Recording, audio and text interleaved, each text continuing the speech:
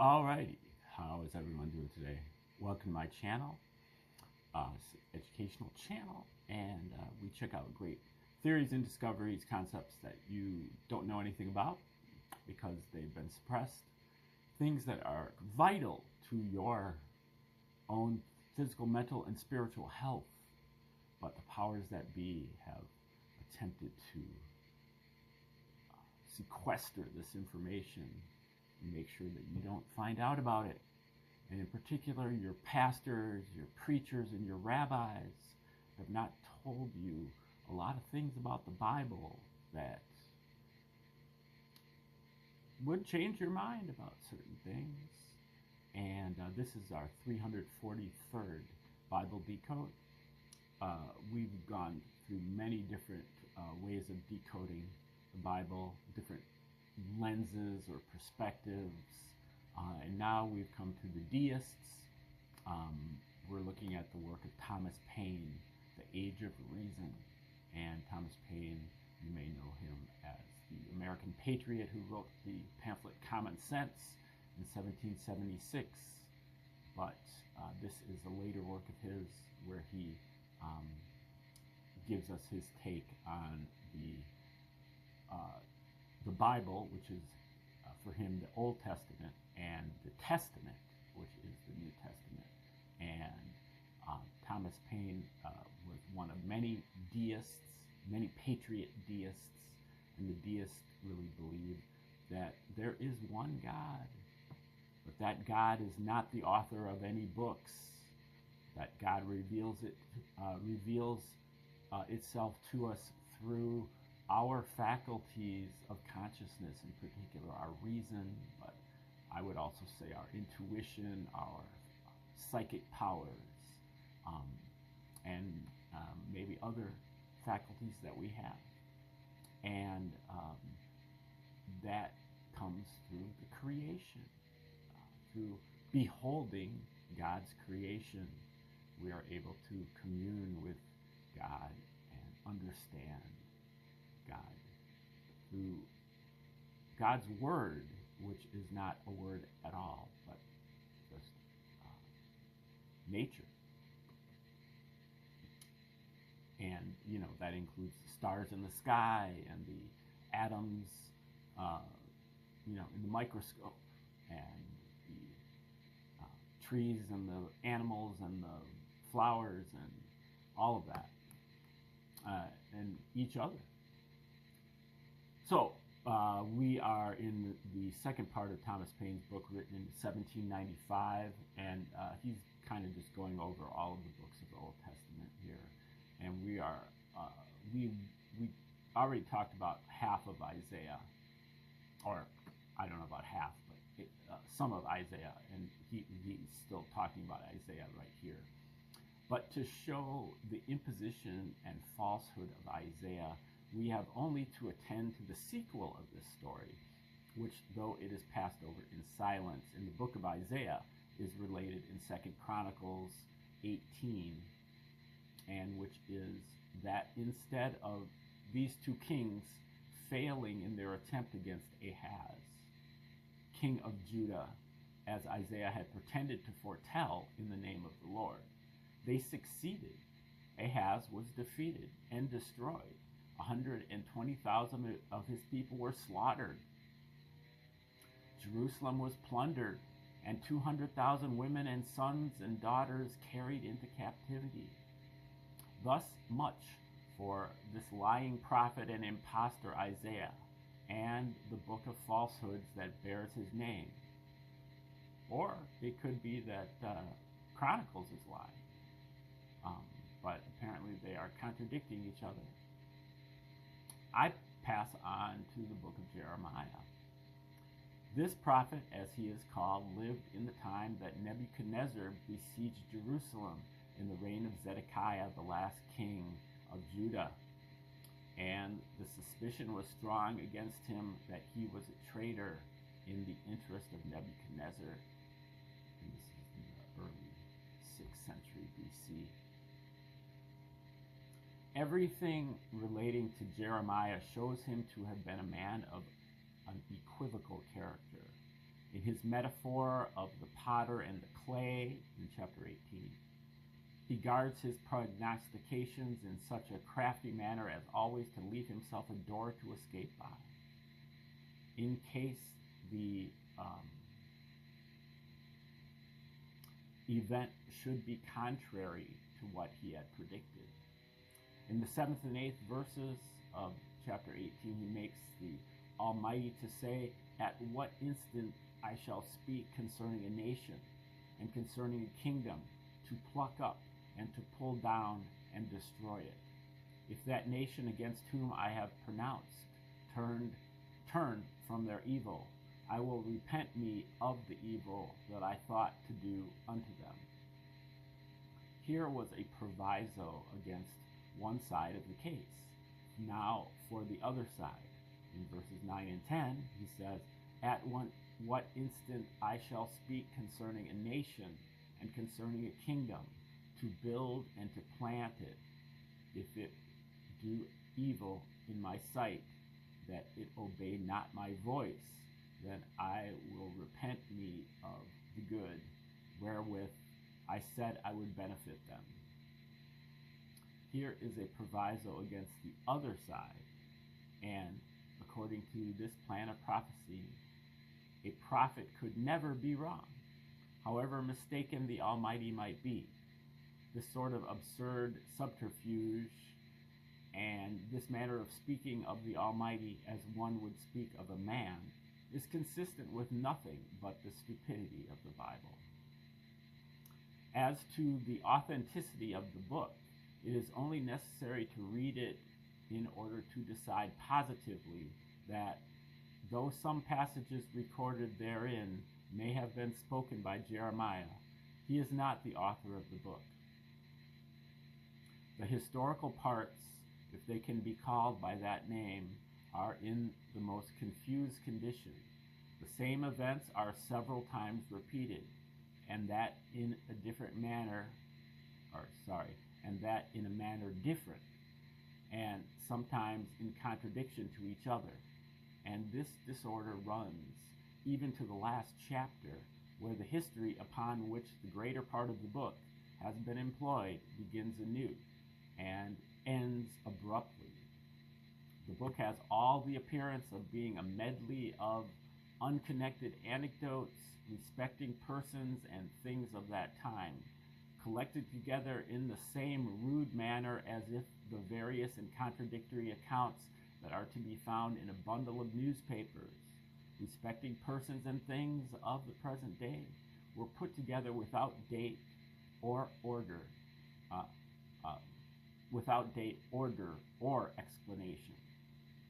I will give two or three examples of this kind. It appears from the account of chapter 37 that the army of Nebuchadnezzar, which is called the army of the Chaldeans, had besieged Jerusalem some time, and on their hearing that the army of Pharaoh of Egypt was marching against them, they raised the siege and retreated for a time. It may here be proper to mention, in order to understand this confused history, that Nebuchadnezzar had besieged and taken Jerusalem during the reign of Joachim, the predecessor of Zedekiah, and that it was Nebuchadnezzar who had made Zedekiah king, or rather viceroy, and that this second siege of which the book of Jeremiah treats was in consequence of the revolt of Zedekiah against Nebuchadnezzar. This will in some measure account for the suspicion that affixes itself to Jeremiah of being a traitor, and in the interest of Nebuchadnezzar, whom Jeremiah calls in chapter 43:10 the servant of God. Back to chapter 37 in verses 11 through 13, it says, "And it came to pass that when the army of the Chaldeans was broken up from Jerusalem for fear of Pharaoh's army, that Jeremiah went forth out of Jerusalem to go into the land of Benjamin, to separate himself thence, in the midst of the people. And when he was in the gate of Benjamin, a captain of the ward was there, whose name was Erijah. And he took Jeremiah the prophet, saying, Thou fallest away to the Chaldeans. Then Jeremiah said, It is false. I fall not away to the Chaldeans. Jeremiah, being thus stopped and accused, was, after being examined, committed to prison on suspicion of being a traitor, where he remained, as is stated in the last verse of this chapter. But the next chapter gives an account of the imprisonment of Jeremiah, which has no connection with this account, but ascribes his imprisonment to another circumstance, and for which we must go back to chapter 21. It is there stated in verse 1 that Zedekiah sent Pashur, the son of Malachiah, and Zephaniah, the son of Maaseiah, the priest, to Jeremiah to inquire of him concerning Nebuchadnezzar, whose army was then before Jerusalem. And Jeremiah said to them in verse 8, Thus saith the Lord, Behold, I set before you the way of life, and the way of death. He that abideth in this city shall die by the sword, and by the famine, and by the pestilence. But he that goeth out and falleth to the Chaldeans, that besiege you, he shall live, and his life shall be unto him for a prey. This interview and conference breaks off abruptly at the end of the 10th verse of chapter 21. And such is the disorder of this book that we have to pass over 16 chapters upon various subjects in order to come at the continuation and event of this conference. And this brings us to the first verse of chapter 38, as I have just mentioned. The chapter opens with saying, Then Shephatiah, the son of Matan, Gedaliah, son of Pashur, and Jukal, the son of Shelemiah, and Pashur, the son of Malchiah. More persons that are mentioned in chapter 21. Heard the words that Jeremiah spoke unto all the people, saying, Thus saith the Lord, He that remaineth in this city shall die by the sword, by famine, and by pestilence. But he that goeth forth to the Chaldeans shall live, for he shall have his life for a prey, and shall live, which are the words of the conference. Therefore say they to Zedekiah, We beseech thee, let this man be put to death, for thus he weakeneth the hands of the men of war that remain in the city, and the hands of all the people, in speaking such words unto them. For this man seeketh not the welfare of the people, but the hurt. And at the 6th verse it is said, Then they took Jeremiah and put him into the dungeon of Malchiah. These two accounts are different and contradictory. The one ascribes his imprisonment to his attempt to escape out of the city, the other to his preaching and prophesying in the city, the one to his being seized by the guard at the gate, the other to his being accused before Zedekiah by the conferees. In the next chapter, number 39, we have another instance of the disordered state of this book. For, notwithstanding the siege of the city by Nebuchadnezzar has been the subject of several of the preceding chapters, particularly 37 and 38. Chapter 39 begins as if not a word had been said upon the subject, and as if the reader was still to be informed of every particular respecting it. For it begins with saying, in verse 1, In the 9th year of Zedekiah, king of Judah, in the 10th month, came Nebuchadnezzar, king of Babylon, and all his army against Jerusalem, and besieged it, etc.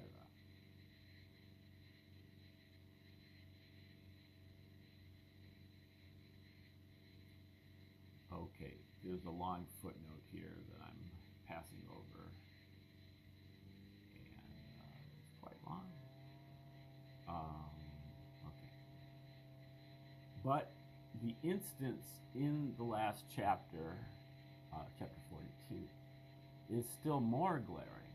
For though the story has been told over and over again, this chapter still supposes the reader not to know anything of it. For it begins by saying in verse 1, Zedekiah was 21 years old when he began to reign, and he reigned 11 years in Jerusalem. And his mother's name was Hamutal, the daughter of Jeremiah of Libnah. And it came to pass in the 9th year of his reign, in the 10th month, that Nebuchadnezzar, king of Babylon, came, he and all his army, against Jerusalem, and pitched against it, and built forts against it, etc. It is not possible that any one man, and more particularly Jeremiah, could have been the writer of this book. The errors are such as could not have been committed by any person sitting down to compose a work. Were I or any other man to write in such a disordered manner, nobody would read what was written, and everybody would suppose that the writer was in a state of insanity. The only way, therefore, to account for the disorder is that the book is a medley of detached, unauthenticated anecdotes put together by some stupid bookmaker under the name of Jeremiah, because many of them refer to him and to the circumstances of the times he lived in. Of the duplicity and of the false predictions of Jeremiah, I shall mention 2 instances, and then proceed to review the remainder of the Bible. It appears from chapter 38 that when Jeremiah was in prison, Zedekiah sent for him, and at this interview, which was private, Jeremiah pressed it strongly on Zedekiah to surrender himself to the enemy. If, says he, in verse 17, thou wilt assuredly go forth unto the king of Babylon's princes, then thy soul shall live. Zedekiah was apprehensive that what passed at this conference should be known. And he said to Jeremiah, if the princes, meaning those of Judah, hear that I have talked with thee, and they come unto thee, and say unto thee, declare unto us now what thou hast said unto the king, hide it not from us, and we will not put thee to death, and also what the king said unto thee, then thou shalt say unto them, I presented my supplication before the king, that he would not cause me to return to Jonathan's house, to die there. Then came all the princes unto Jeremiah, and asked him, and he told them according to all the words the king had commanded. Thus, this man of God, as he is called, could tell a lie, or very strongly prevaricate, when he supposed it would answer his purpose. For certainly he did not go to Zedekiah to make this supplication, neither did he make it. He went because he was sent for, and he employed that opportunity to advise Zedekiah to surrender himself to Nebuchadnezzar. In chapter 34, verses 2 through 5, is a prophecy of Jeremiah to Zedekiah in these words. Thus saith the Lord, behold, I will give this city into the hand of the king of Babylon, and he will burn it with fire, and thou shalt not escape out of his hand, but thou shalt surely be taken and delivered into his hand, and thine eyes shall behold the eyes of the king of Babylon. And he shall speak with thee mouth to mouth, and thou shalt go to Babylon. Yet hear the word of the Lord, O Zedekiah, king of Judah. Thus saith the Lord, thou shalt not die by the sword, but thou shalt die in peace, and with the burnings of thy fathers, the former kings that were before thee. so shall they burn odors for thee, and they will lament thee, saying, Ah, Lord, for I have pronounced the word, saith the Lord. Now instead of Zedekiah beholding the eyes of the king of Babylon, and speaking with him mouth to mouth, and dying in peace, and with the burning of odors, as at the funeral of his fathers, the reverse, according to chapter 42, verses 10 through 11, was the case. It is there said that the king of Babylon slew the sons of Zedekiah before his eyes. Then he put out the eyes of Zedekiah, and bound him in chains, and carried him to Babylon, and put him in prison till the day of his death. What then can we say of these prophets but that they are impostors and liars? As for Jeremiah, he experienced none of those evils. He was taken into favor by Nebuchadnezzar, who gave him in charge to the captain of the guard, which is in chapter 39, verse 12. Take him and look well to him, and do him no harm, but do unto him even as he shall say unto thee. Jeremiah joined himself afterwards to Nebuchadnezzar, and went about prophesying for him against the Egyptians, who had marched to the relief of Jerusalem while it was besieged. Thus much for another of the lying prophets, and the book that bears his name. I have been the more particular in treating of the books ascribed to Isaiah and Jeremiah, because those two are spoken of in the books of Kings and Chronicles, which the others are not. The remainder of the books ascribed to the men called prophets I shall not trouble myself much about, but take them collectively into the observations I shall offer on the character of the men styled prophets. Okay, I think we're going to stop right there. He'll be getting into the rest of the prophets, Ezekiel, Daniel, and minor prophets, I guess, next time. So, thanks for tuning in today. Like, share, subscribe, and comment as you see fit. Not a lot of commentary here from me. This, to be honest, doesn't interest me that much. Prophesying is not my thing. I don't see it as really being terribly valid, and the Old Testament to me is, just kind of a mishmash.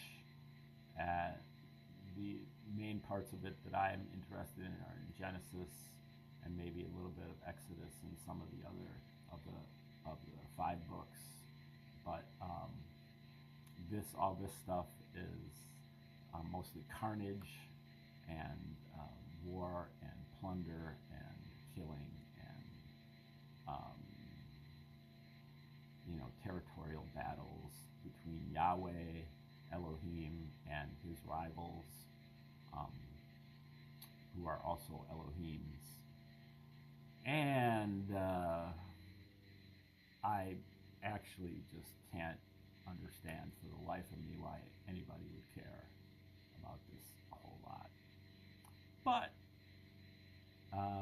that's because I wasn't brought up that way, and I wasn't taught that, and so I don't have that to unlearn. I think a lot of you out there have some unlearning to do as far as this is concerned. Again, we are not talking about any type of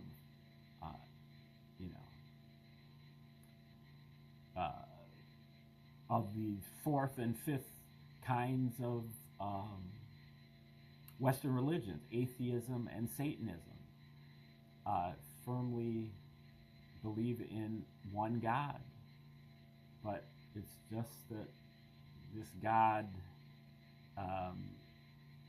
in this book is not the same God that I'm talking about, because in very much agreement with the deists, God doesn't write books, people write books. And this book, even if the person who people who wrote it were inspired. Nonetheless, it's still taken its taken a beating since then. But it wasn't inspired in the first place, and so Thomas Paine is kind of just like quibbling here, but he does make, I think, a lot of sound criticisms throughout this book. Not all through it though, so that was kind of a lull period here for me today, but there will be some more exciting stuff coming up here in the near future, and hopefully some more exciting things going on this channel as we progress through The Age of Reason by Thomas Paine, and maybe into some more things that will help us to decode the Old and New Testaments, and then also we'll be getting into some other units down the line. I'm particularly excited about doing some sacred geometry and mathematics, where you can actually really understand the mind of God with some type of directness, using evidence, if not equations. So we're getting to that down the line. Otherwise, please come back tomorrow, and thanks for tuning in today. Have a great day.